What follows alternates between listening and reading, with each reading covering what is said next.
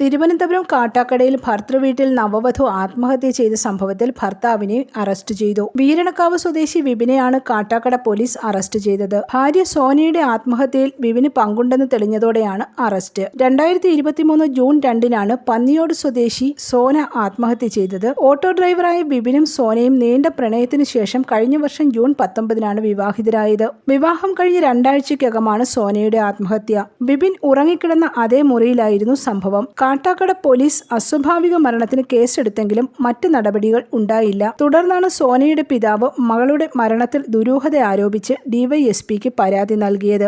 1.5 വർഷത്തെ പ്രണയത്തിനു ശേഷമാണ് വിപിൻ സോനയെ വിവാഹം കഴിച്ചതെങ്കിലും സ്ത്രീധനത്തിന്റെ പേരിൽ സോന ശാരീരിക മാനസിക പീഡനങ്ങൾ നേരിട്ടതായി പോലീസ് കണ്ടെത്തി. ഇതിനു പിന്നാലെയാണ് വിപിനെ പോലീസ് അറസ്റ്റ് ചെയ്തത്. News bureau, Thiruvananthapuram.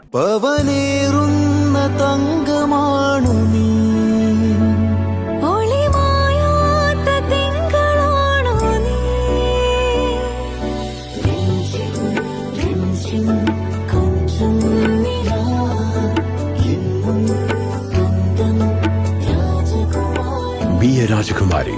Rajakumari Gold and Diamonds. The trust of Travancore. Rajakumari.